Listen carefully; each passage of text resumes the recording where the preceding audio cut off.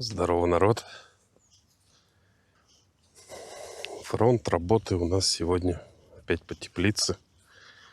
С соседом по поводу забора поговорил. В конце видео вам расскажу. Сегодня у нас дальше теплицу, землю таскать. Вот уже сколько натаскал. 38 тележек. Ну, тут солома. Компостную кучу всю разобрал. Перекидал.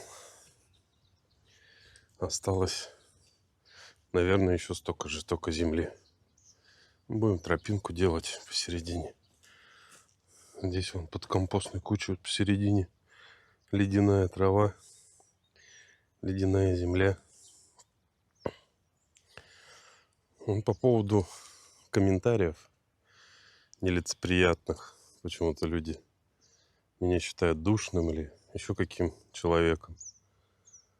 Сейчас историю расскажу вам про забор.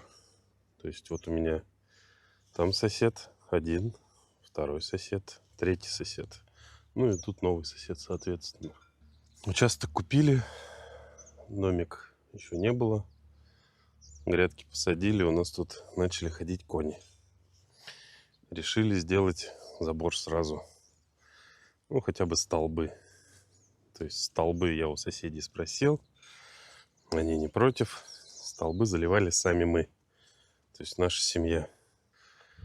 Залили быстро, метр углубляли. Ну, сколько буроямка берет? 90 сантиметров, метр. Столько и углубляли. Заливали бетоном. То есть дырочка там сантиметров 20 в диаметре. Сделали забор, потом сделали сетку, натянули вместе с соседями, скинулись, ну, за столбы. То есть вот Игорь у меня и Серега там, они денег отдали, сетку натянули. Вот и все, никаких проблем, никаких вопросов. Тут еще напротив Серега, вот этот забор. С ним порешали так, что у него был вот этот лист, что он лист прикручивает. Но за столбы, соответственно, ничего не отдает. В прошлом году сосед купил этот участок, который подрезал. Когда пришел знакомиться, увидел скважину нашу. И предложение поступило, типа, половину давай оплачу тебе, будем вместе пользоваться. Ну, я вот поначалу думал, а потом как? То же самое, что пользоваться машиной он моей. Половину мне за машину заплатит и будет пользоваться. Так-то тут обрывчик большой. Вот уже видите, водичка. Вчера дожди были. Начинает к нему с моего участка сползать. Ну, в конце видео вам расскажу, что мы с ним пообщались. Так, фронт работы у нас сегодня теплица. Сейчас теплицу натаскаем земли. Будем продолжать. Краску красил. Черный цвет. Посоветовали. Вон она вся отходит. Надо новую что-то придумывать. Какой-то другой краской.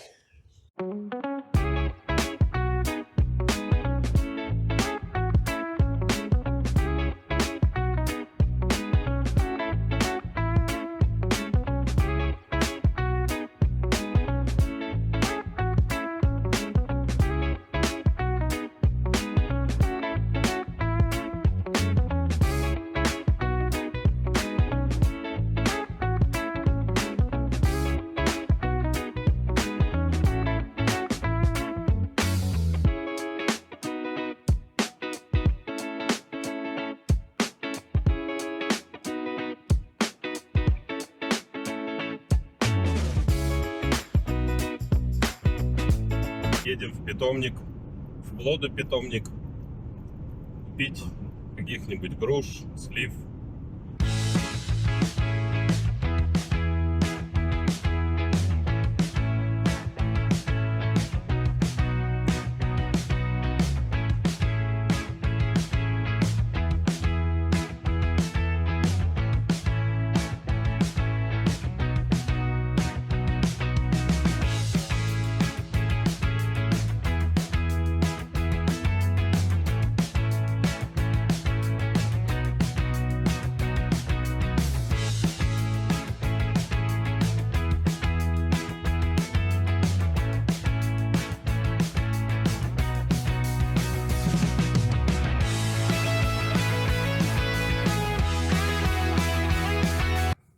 Приехали по лесу, по полям по каким-то проехали.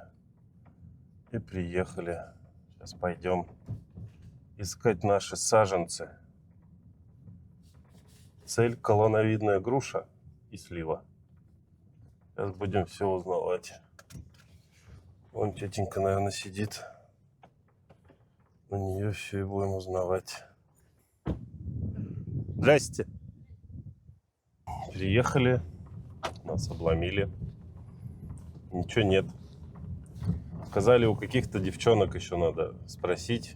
Сейчас поедем по деревне, прокатимся. Найдем девчонок. И будем у них спрашивать.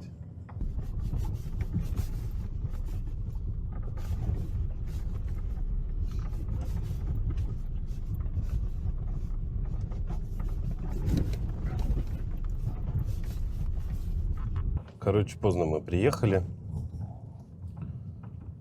Сказали нам, с 1 числа торгуют, с 1 мая. И уже все продали. Поедем по другим питомникам, сейчас прокатимся.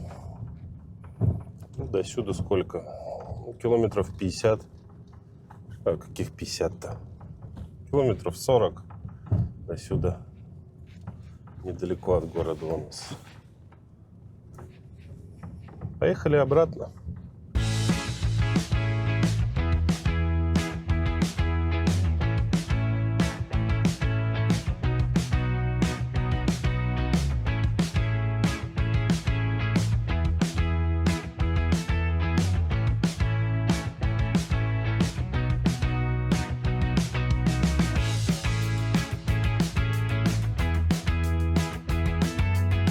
Землю натаскал. Сейчас дорожку прольем водичкой, чтобы она утрамбовалась. Потом ПГС. Ну, это уже, скорее всего, в следующей серии, на следующих выходных. По поводу забора. Я тут все узнал, как у нас это регулируется. Мы ведь в правовом государстве живем. Ну и расскажу в конце, что поговорил с соседом, что у нас, как все обошлось. Так как забор сделал я, он является моей собственностью. По закону все вот эти процедуры ландшафтные должны происходить таким образом, чтобы это никак не влияло на чужую собственность. Посреди участка он может делать все, что хочет, а именно около забора. Даже если он отступит 2 метра и выроет котлован, и у меня поедет мой забор, вся ответственность лежит на нем. Так как при произведении таких работ надо учитывать, что никакое имущество не пострадает, не будет ни подтоплений, ни оползней. Это одно. Есть такое понятие в юриспруденции. До тебя, как говорится, было все нормально. Соответственно, забор 3 года стоял, никуда его не повело. А в данный момент, если он поедет, то ему придется укреплять, делать подпорную стенку, либо возвращать грунт на место и трамбовать. Мне еще нравятся вот эти вот комментаторы, которые, как там мне один написал, без обид, которые по жизни, наверное, терпят все. Терпят от соседей, от людей на дорогах, на работе. Ну и пишут всякие гадости. Привет вам. Я подготовился, посмотрел всю процедуру. Если надо, опишу, пишите в комментариях. Ну а так позвонил соседу. Парень адекватный. Он, в отличие от некоторых комментаторов, в курсе всех этих дел. В курсе того, что ему надо будет как-то укрепить. Пообщались, все хорошо.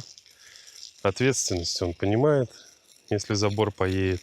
Сказал, что ему кривой забор тоже не нужен, что будем вместе, в будущем решать, как будем забор свой между друг другом оформлять. Будем глухую зашивать, либо сетка останется. Пока что сетка останется.